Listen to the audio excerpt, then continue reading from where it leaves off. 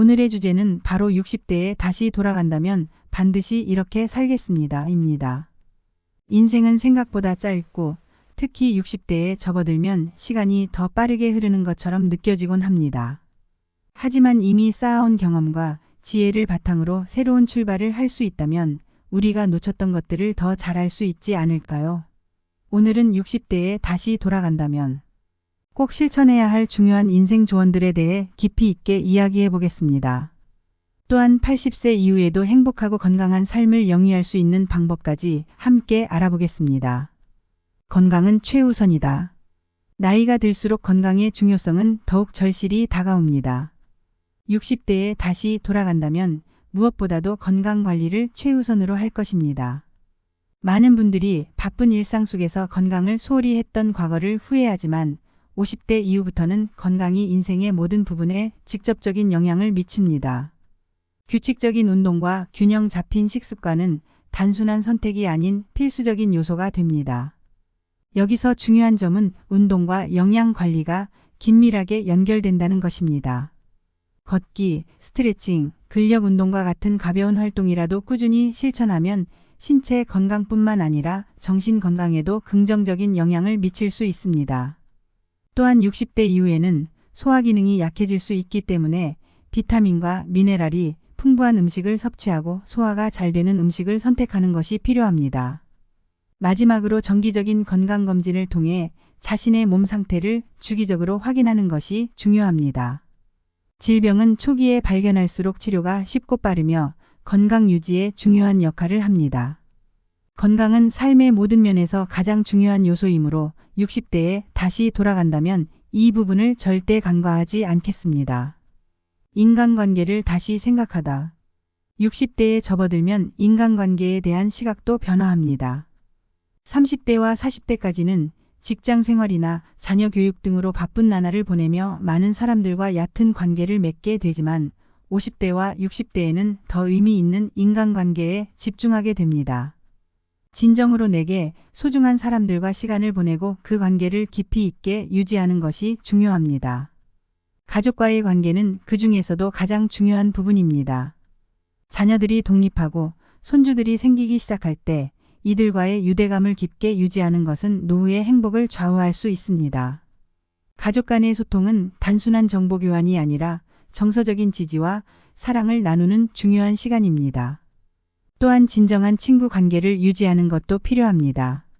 숫자로 많은 친구를 두는 것보다 나를 진심으로 이해하고 공감해주는 몇몇 친구들과 깊이 있는 대화를 나누는 것이 인생의 만족감을 높입니다. 이와 더불어 사회적 활동에 참여하는 것도 큰 도움이 됩니다. 동호회나 봉사활동을 통해 새로운 사람들을 만나고 사회에 기여할 수 있는 기회를 찾는 것은 인생 후반부의 질을 크게 향상시킵니다. 재정 관리에 대한 새로운 관점. 재정 관리도 60대에 다시 돌아간다면 더욱 신중하게 접근해야 할 부분입니다. 젊었을 때는 일하면서 생기는 수입으로 지출을 감당하고 어느 정도의 여유를 가질 수 있었겠지만 은퇴를 앞둔 시점에서는 안정적인 재정 계획이 필수입니다. 은퇴 계획을 미리 세우는 것이 가장 중요합니다. 퇴직연금, 개인연금 등의 재정적 자원을 미리 마련하고 어떻게 활용할지를 꼼꼼히 계획해야 합니다. 이렇게 준비된 자금은 은퇴 후의 안정성을 보장하며 갑작스러운 지출이 생겼을 때도 대비할 수 있는 힘이 됩니다. 또한 지출 관리 역시 중요합니다. 나이가 들수록 지출은 줄어들 것이라고 생각하기 쉽지만 의료비와 같은 필수적인 비용은 오히려 증가할 수 있습니다. 의료비, 생활비, 여행 등의 지출을 고려한 현실적인 예산 계획을 세우는 것이 필요합니다. 마지막으로 자산 관리의 중요성을 강조하고 싶습니다. 재테크를 무리하게 시도하기보다는 안정적인 자산 운용을 고려하는 것이 좋습니다. 전문가의 조언을 받아 은퇴 후에도 안정적인 수익을 창출할 수 있는 방법을 찾는 것이 중요합니다. 자아 실현의 중요성. 60대에 다시 돌아간다면 자아 실현에 더욱 집중할 것입니다. 많은 사람들이 은퇴 후에는 편안하게 쉬면서 여유롭게 살기를 꿈꾸지만 정작 아무런 목표나 꿈이 없는 생활은 공허함을 느끼게 할 수 있습니다. 따라서 여전히 꿈을 추구하고 새로운 도전을 이어가는 것이 삶의 질을 높이는 데 큰 도움이 됩니다. 취미 활동은 자아 실현에 좋은 예입니다. 음악, 미술, 글쓰기 등 자신이 진정으로 즐길 수 있는 취미를 찾는 것은 매우 중요합니다. 이러한 취미는 단순한 여가 활동이 아니라 삶의 활력을 불어넣고 정신적 안정감을 제공합니다. 또한 새로운 도전도 두려워할 필요가 없습니다. 외국어 공부나 새로운 기술 습득 같은 자기 개발을 통해 나 자신을 성장시키는 과정은 나이를 불문하고 의미가 큽니다. 이를 통해 인생에 대한 새로운 목표를 설정하고 지속적인 성장을 추구할 수 있습니다. 마지막으로 봉사활동을 통해 사회에 기여하는 삶을 사는 것도 중요합니다. 봉사를 통해 타인을 돕는 것은 단순히 남에게 도움을 주는 것에서 그치지 않고 스스로에게 성취감을 주고 더 나아가 새로운 인간관계를 맺을 수 있는 기회도 제공합니다. 80세가 넘으면 꼭 이렇게 됩니다. 80대에 접어들면서 신체적, 정신적으로 많은 변화가 생깁니다. 그러나 그 변화를 어떻게 받아들이고 준비하느냐에 따라 삶의 질이 크게 달라질 수 있습니다. 자기 수용은 노년기에 반드시 필요한 덕목입니다.